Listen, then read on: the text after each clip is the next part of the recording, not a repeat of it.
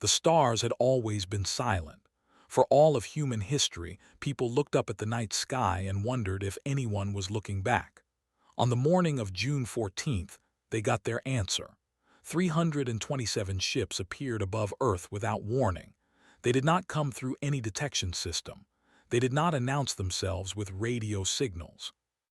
One moment the sky was empty, and the next moment it was full of crystalline vessels that caught the sunlight like diamonds scattered across blue cloth. Park was drinking his third cup of coffee when the alarm started screaming. He worked at the United States Space Defense Initiative in Colorado, buried deep inside a mountain where screens covered every wall and officers monitored everything from satellites to space debris.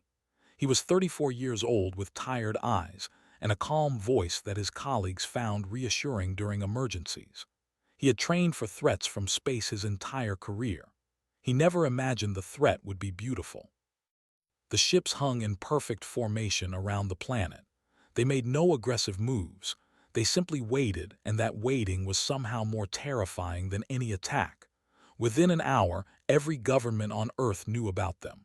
Within 2 hours, panic had begun spreading through cities on every continent. Within 3 hours, she spoke. Every screen on Earth flickered. Every radio crackled. Every phone and tablet and computer displayed the same image at the same moment. A woman appeared, though calling her a woman felt inadequate. Her skin was silver like polished metal. Her eyes contained swirling patterns that looked like distant galaxies compressed into human-sized orbs. Her features were sharp and elegant, almost painfully perfect, as if someone had taken the idea of beauty and refined it until nothing soft remained. She wore armor that seemed grown rather than built, flowing across her body like frozen water. When she spoke, her voice reached every ear on the planet in their own language simultaneously. "People of Earth," she said, "I am Queen Seraphine of the Empire. My domain spans 900 worlds across 17 star systems. I have watched your species for 2 of your centuries.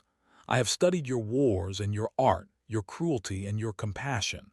I find you fascinating." Stood frozen before the main screen in the command center. Around him, officers whispered prayers and curses. Someone was crying quietly in the corner. He could not look away from those galaxy eyes. "My fleet could reduce your planet to ash in 17 of your minutes," Seraphine continued. Her tone held no threat, only statement of fact. "I have conquered species far more advanced than yours.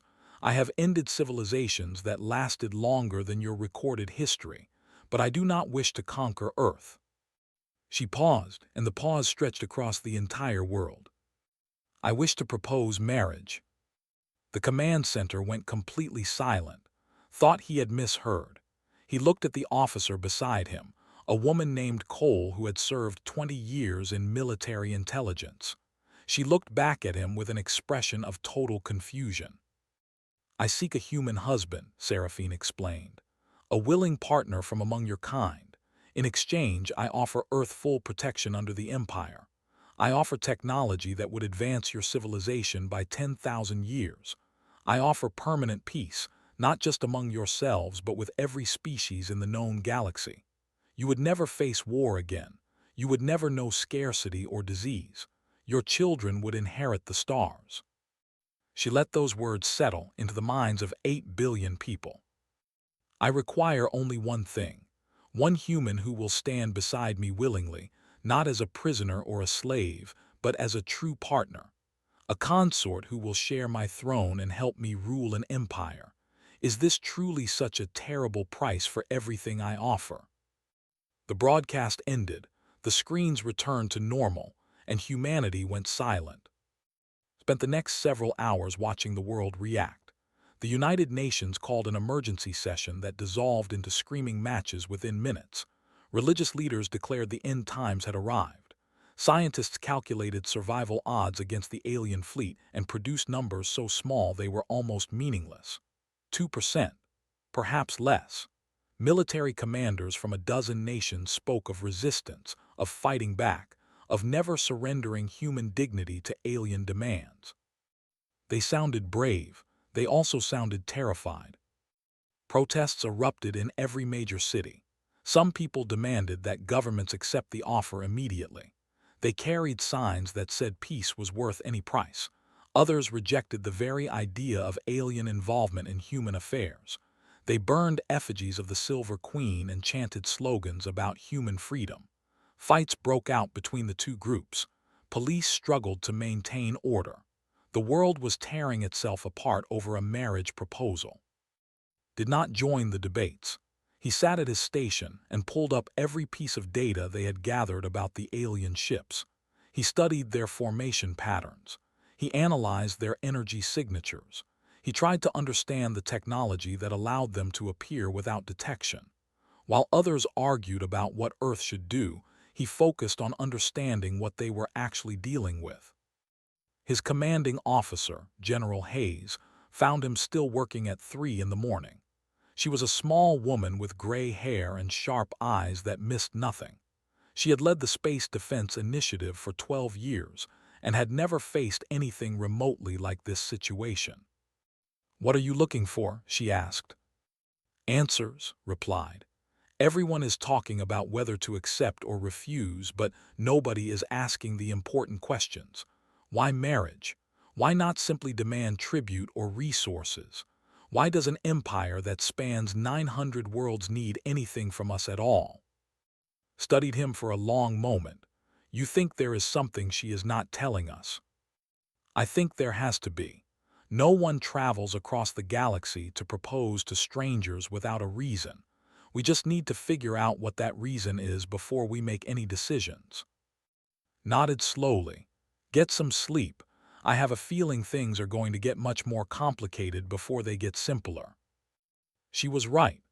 3 days later, Park would learn exactly how complicated things could become, and he would discover that sometimes the greatest threat to humanity was not an alien fleet hanging in the sky, but the secrets that fleet was trying to hide.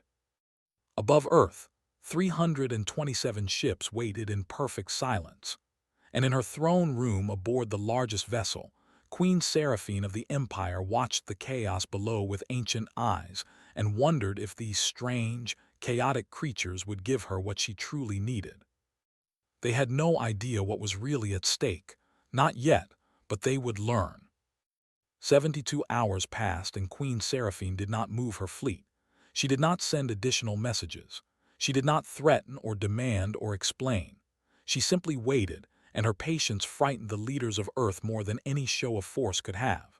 A species that could wait so calmly clearly had no doubt about the eventual outcome. They had seen this scenario play out before, probably hundreds of times across hundreds of worlds. They knew how it ended. Park had not slept more than 6 hours total since the arrival. He worked from a secure room deep inside the Colorado facility, surrounded by screens displaying intercepted communications, translated broadcasts, and analysis reports from intelligence agencies around the world. The data painted a picture that nobody wanted to see. Cole sat across from him, her eyes red from exhaustion. She had spent 30 hours straight analyzing communication patterns, and what she found made her voice shake when she finally reported her conclusions. "I do not understand why we are hesitating," she said. "I have translated over 200 internal messages between their ships. They are genuinely confused by our response. In their culture, the stronger party makes demands and the weaker party accepts. That is simply how things work. To them, the Queen's offer is incredibly generous. She could take what she wants by force. Instead, she is asking permission and offering rewards. They cannot comprehend why any species would refuse such terms." Leaned back in his chair and rubbed his tired eyes. "What happens to species that do refuse?" His expression grew darker. "That took longer to find. They do not talk about it openly. But I found references in older communications, historical records that were not encrypted as carefully. Species that reject offers do not face immediate destruction. They consider that wasteful. Instead, they face isolation. Isolation. Complete removal from galactic society, trade routes closed, resource access, protection withdrawn. Other species are warned not to interact with the rejected civilization. Slowly, over generations, the isolated species withers. They fall behind technologically. They lose access to medicines and materials they have grown dependent on. Eventually, they either come crawling back to accept whatever terms they offer, or they simply fade away. The call it letting nature take its course felt cold settle into his bones, so refusing is not really an option. Not if we want Earth to survive the next century, but accepting might not be much better. I found something else, references to previous marriage alliances. The consorts do not seem to last very long, a few decades at most. Then they are quietly replaced. Replaced how? Shook her head. The records do not say, but I doubt it involves comfortable retirement. General Hayes called a meeting that evening. Representatives from 17 nations crowded into a secure conference room, their faces displayed on screens around the walls, presented the intelligence findings while provided supporting data. When he finished, the room erupted into arguments that lasted 3 hours and resolved nothing. Some representatives insisted that any form of acceptance meant surrendering human sovereignty forever. Others pointed out that sovereignty meant little if Earth was isolated into extinction. A few suggested military options, plans to somehow strike at the alien fleet before they could react. Watched those discussions with quiet frustration. The people proposing military action had not studied the ships the way he had. They did not understand that human weapons would bounce off those crystalline hulls like rain off a window. Finally, General Hayes called for silence. The room quieted, though tension still crackled in the air like static before a storm. "We are approaching this problem incorrectly," she said. "We keep debating whether to accept or refuse as if those are the only options. But Lieutenant Commander Park raised an important point 3 days ago. Why does the Queen want a human husband at all? What does she actually need from us?" She turned to, "You have been studying their communications more than anyone. Do you have any theories?"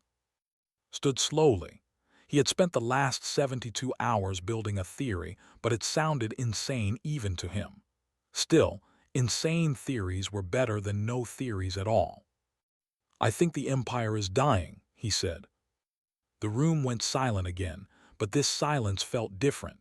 It felt like the moment before lightning strikes. "Their communications are full of references to decline," continued. "Falling birth rates, stagnant technology, art that is all imitation and no creation. They have been conquering and absorbing other species for thousands of years, but conquest does not create anything new. It just adds more of the same. They are an empire built on control, and they have controlled everything so thoroughly that they have forgotten how to grow."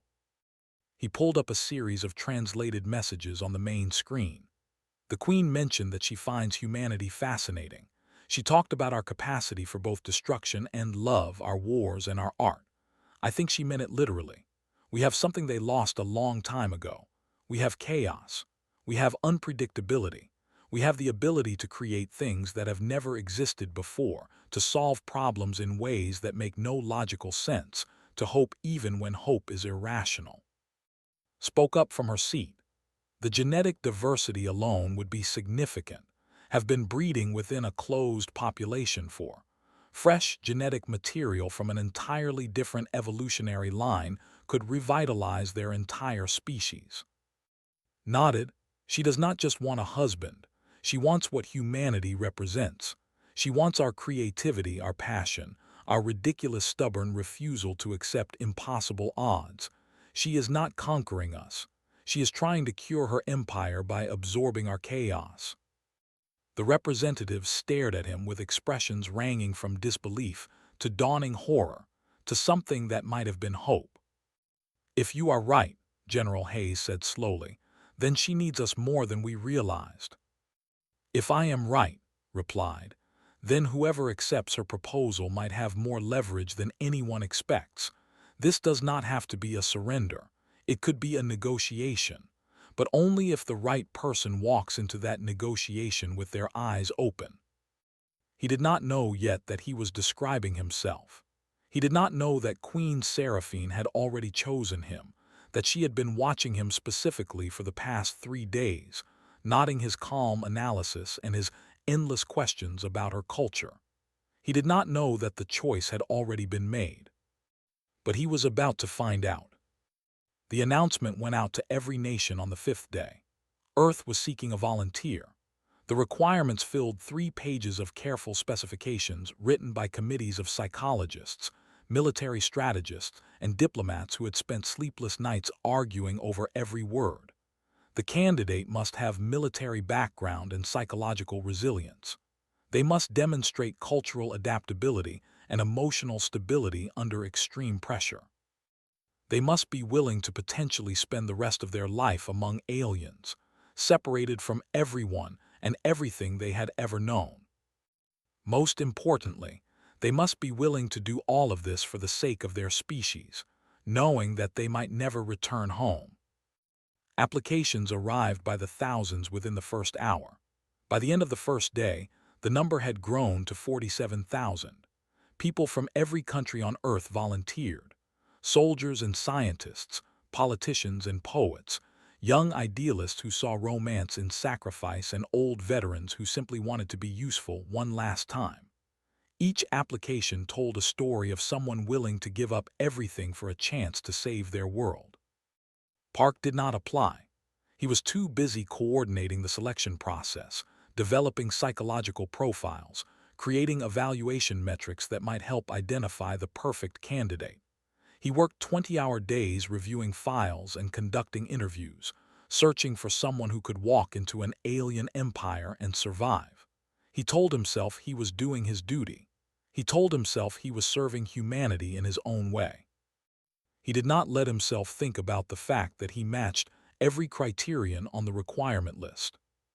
General Hayes found him in his office on the 8th day. He had not left the room in 36 hours. Empty coffee cups covered his desk and dark circles shadowed his eyes. She closed the door behind her and sat down across from him without asking permission. "We need to talk," she said. Looked up from his screen. "I have narrowed the candidates to 200. We should be able to reduce that further by tomorrow. If we conduct final interviews on Thursday, we can present our top 10 to the International Committee by the weekend." Her voice was soft in a way he had never heard from her before. "Stop." He stopped. Something in her expression made his stomach tighten with sudden dread. "We intercepted new communications last night," said. "They have been monitoring our entire selection process. They are watching us evaluate candidates, reading our psychological profiles, listening to our discussions about what kind of person should represent humanity." That is not surprising. Their technology is far beyond ours. We assumed they could access our networks. That is not the problem. Reached into her jacket and pulled out a single sheet of paper.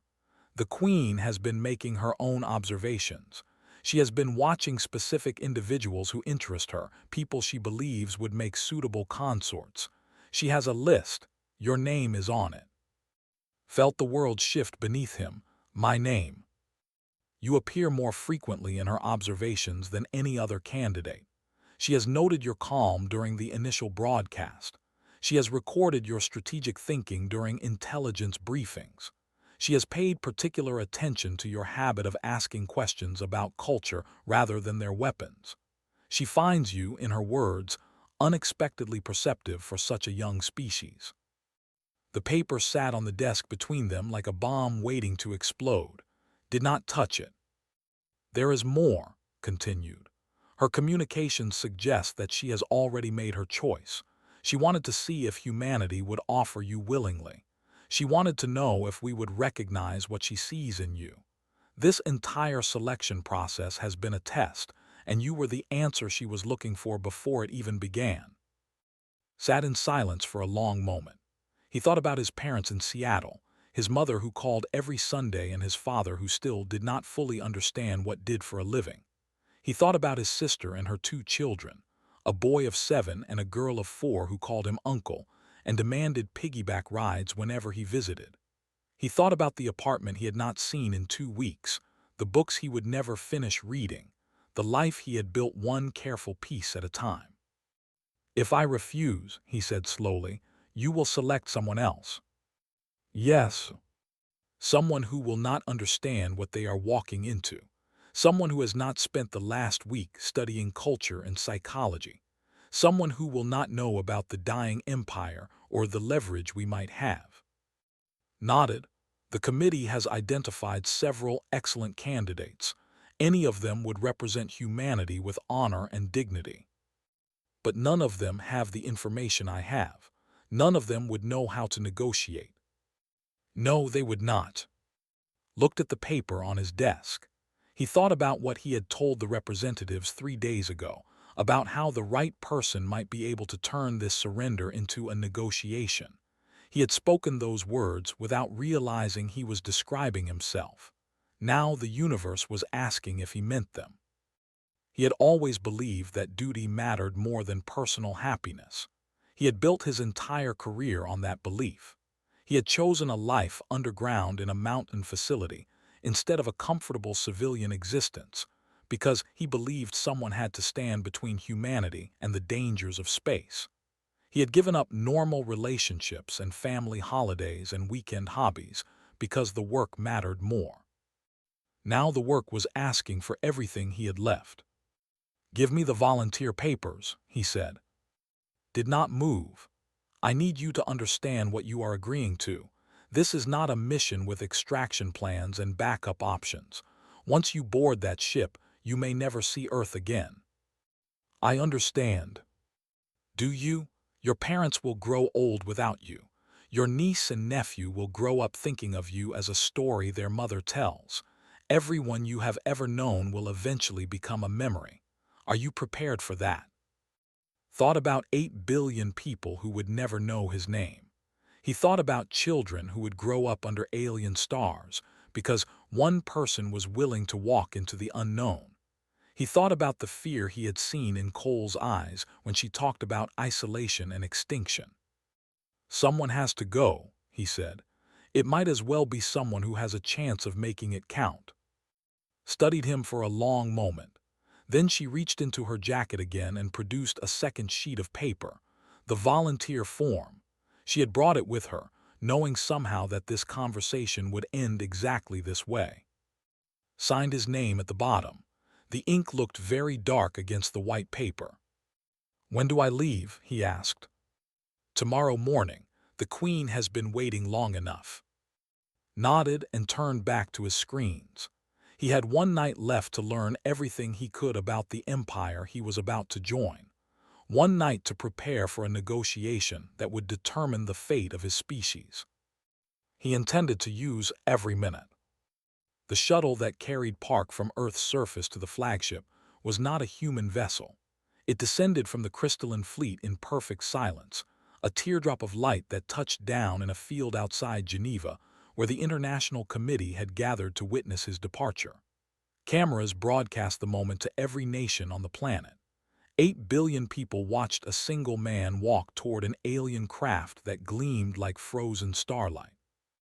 Did not look back. He had said his goodbyes through video calls the night before. His mother had cried. His father had told him to be brave and make them proud. His sister had held her children up to the screen so they could wave at their uncle one last time. Those images would have to last him forever now. Looking back would only make the walking harder. The shuttle interior was nothing like human design. There were no seats or controls or visible surfaces of any kind. Stepped through an opening that appeared in the hull and found himself standing in a space filled with soft golden light that seemed to come from everywhere and nowhere at once. The floor beneath his feet felt solid but looked like clouds. The walls shifted and flowed like living things. When the shuttle lifted off, he felt no motion at all. One moment he was on Earth, and several heartbeats later he was somewhere else entirely. The flagship was called the Eternal Throne in the language. It was larger than some cities had seen from orbit, a mountain of crystal and light that hung in space like a jewel suspended in darkness. His shuttle docked in a bay that could have held 100 human spacecraft with room to spare. Attendants waited for him there, tall figures with the same silver skin as their queen, but eyes that held ordinary colors instead of galaxies. They wore flowing robes of deep purple and spoke to him through translation devices that made their voices emerge in perfect English with only the slightest delay. They brought him to his quarters. The rooms were enormous by any human standard, filled with furniture that adjusted itself to his body and windows that showed views of space so clear they seemed like portals rather than glass. A wardrobe contained clothing in his exact measurements, fabrics softer than anything he had ever touched.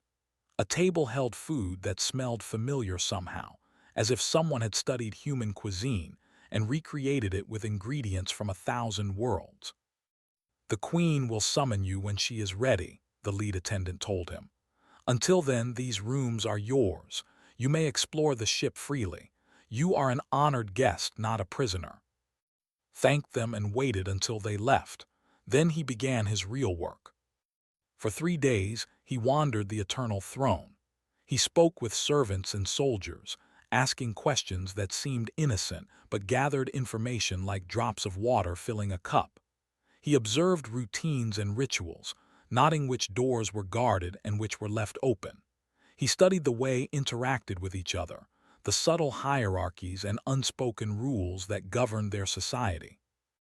He identified 17 potential weaknesses in ship security, not because he planned to escape, but because understanding weakness revealed truth. What he learned confirmed his theories and added disturbing new details. They were indeed a dying species. Their population had declined by 30% over the past 5 centuries. Their scientists had not produced a genuinely new discovery in over 1,000 years. They maintained their empire through sheer momentum, the accumulated power of ages past carrying them forward even as their creative spark flickered and faded. They conquered new worlds not from ambition, but from desperation. Hopping each new species might provide the vitality they had lost. None ever did. The conquered species were absorbed too completely, their unique traits smoothed away until they became just another variation of culture. The empire grew larger and more homogeneous with each generation, a giant slowly suffocating under its own weight. On the 4th day, the summons came. Was escorted to a throne room that human architecture. The ceiling was too high to see, lost in shadows that sparkled with distant lights like a personal galaxy overhead. The floor was polished crystal that reflected his image with perfect clarity, so that he seemed to walk alongside a mirror version of himself. At the far end of the vast space, Queen Seraphine sat upon a throne that grew from the floor like a flower made of frozen lightning. She was even more striking in person than she had appeared in her broadcast. Her silver skin caught the light and held it, glowing softly from within. Her galaxy eyes watched him approach with an intensity that felt almost physical. She wore armor more elaborate than before, covered in symbols that recognized from his research as records of conquest, one mark for each civilization that had fallen to power. He stopped at the appropriate distance, which he had learned from observing court protocols, and inclined his head in the greeting used between equals rather than the deeper bow expected from conquered peoples. "Lieutenant Commander Park of Earth," Seraphine said. Her voice filled the throne room without seeming loud. "You came willingly." "I did." "Why?" Had prepared for this question. He had practiced several answers that seemed diplomatic and safe, but standing before those ancient eyes, he found that lies felt wrong. The truth seemed more dangerous, but also more appropriate. "I was curious," he said. "No species travels across galaxies to propose marriage to strangers without a reason. I wanted to understand yours." Something shifted in her expression, surprise perhaps or interest. "Most beings I encounter are too frightened to be curious. They see my power and think of survival. You see my power and think of questions. Fear is useful for staying alive. Curiosity is useful for understanding why staying alive matters." Seraphine studied him for a long moment. The silence stretched between them like a bridge over a chasm. "You have been busy these past days," she said finally. "My attendants report that you ask many questions. You wish to know about our culture, our history, our people. You have not once asked about weapons or defenses or methods of escape. This is unusual behavior for a captive. I am not a captive. Your attendants told me I was an honored guest. And you believed them. Met her gaze directly. I believed that you would not have traveled so far and waited so patiently for someone you intended to imprison. You want something from humanity, something specific. I am trying to understand what that something is. The queen rose from her throne and descended the steps toward him. Up close, she was taller than he expected, and her presence felt like standing near a bonfire, heat without flame. And what do you think I want, curious human? Took a breath. This was the moment everything depended on. If he was wrong, he might die in this throne room. If he was right, he might just save his species. I think you want what you cannot conquer, he said. I think your empire is ancient and powerful and dying. I think you have forgotten how to create, how to change, how to grow. I think you looked at humanity and saw something you lost a long time ago. Chaos, passion, the ability to hope against all evidence and fight against impossible odds. He paused, watching her face for any reaction. I think you do not want a husband, Your Majesty. I think you want a cure. The throne room fell completely silent. Even the distant lights above seemed to stop their gentle movement. Queen Seraphine stood before him with an expression he could not read, her galaxy eyes swirling with colors that had no names in any human language. And then slowly she smiled. Perhaps, she said, you truly are what my empire needs. The smile on Queen Seraphine's face was not what it expected. It held no cruelty, no anger at being seen through. Instead, it looked almost like relief, as if she had been waiting a very long time for someone to speak the truth she could not admit herself. You are correct, she said. My empire is dying, not from war or disease or any enemy we could fight. We are dying from success. We conquered so completely that we forgot how to be anything other than conquerors. We absorbed so many species that we lost our own identity beneath the weight of everything we consumed. We are drowning in our own power.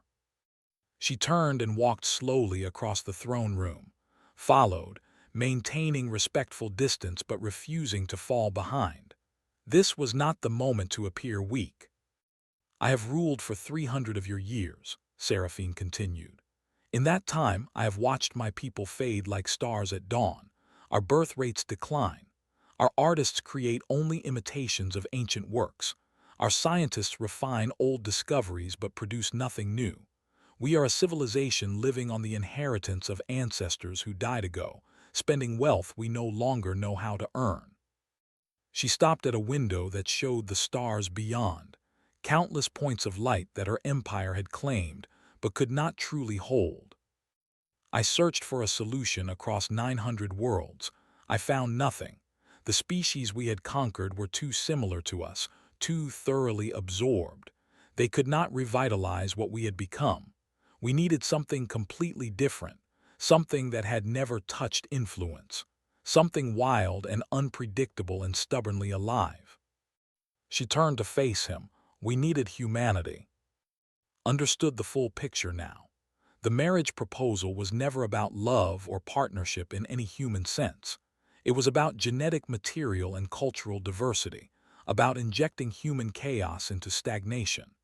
Seraphine was trying to save her empire by absorbing one more species, hoping that humanity would be different from all the others, hoping that human unpredictability could restart the creative engine her people had lost.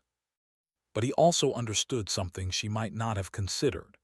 The very traits that made humanity valuable also made them dangerous to control. You could not absorb chaos without being changed by it. You could not consume unpredictability without becoming unpredictable yourself. I appreciate your honesty, said carefully, but I think you have miscalculated. Seraphine's eyes narrowed slightly. Explain. You believe that marrying a human and integrating Earth into your empire will revitalize your civilization. But every other species you absorbed eventually became just another variation of culture. What makes you think humanity will be different? You are different. Your history, your biology, your psychology. You evolved on a world so harsh that other species call it a death planet.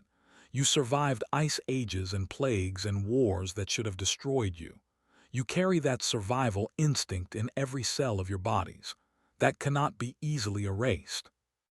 Perhaps not, agreed.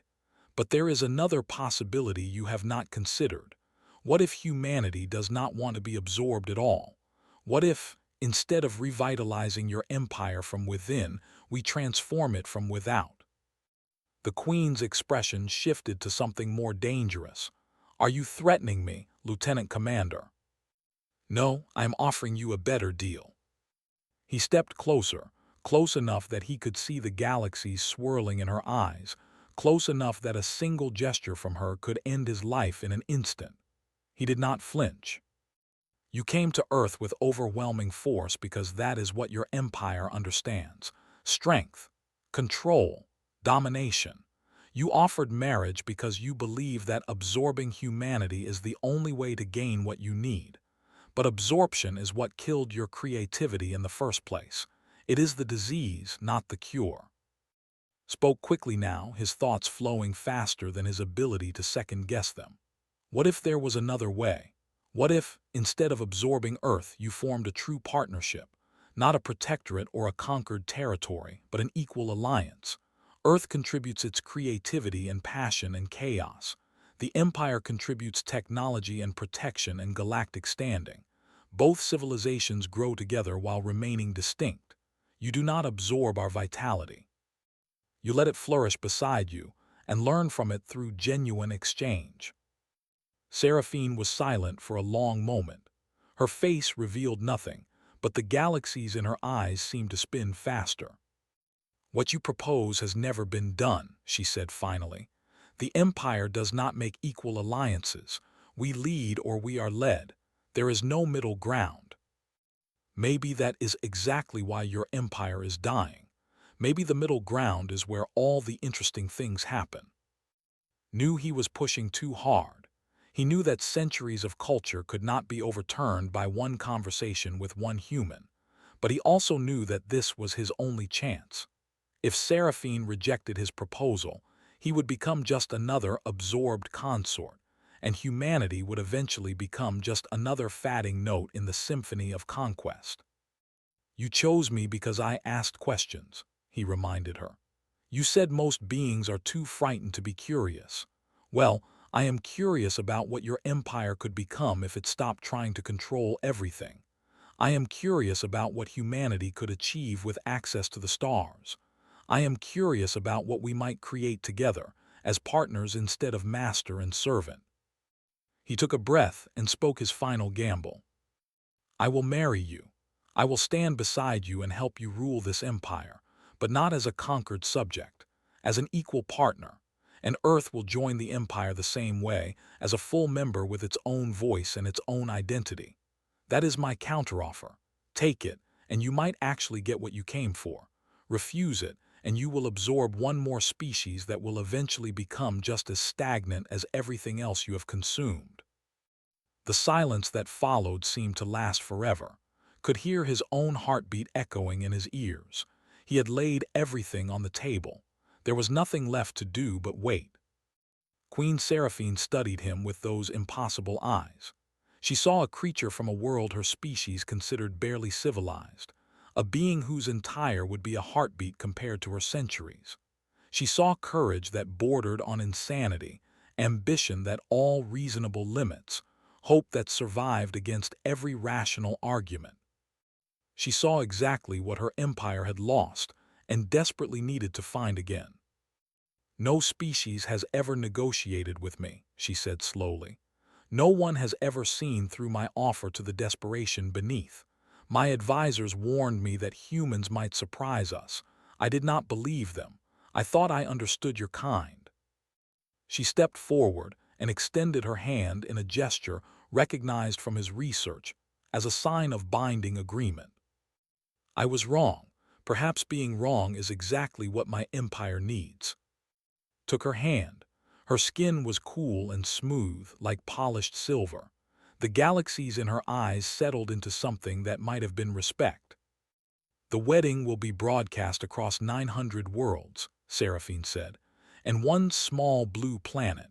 Your people will see you standing beside me, not as a sacrifice but as an ambassador. The terms of our alliance will be announced publicly. Earth will enter the galactic community as equals. And your empire? My empire will learn to change or it will die. You have given us a chance, Park. Whether we take it remains to be seen.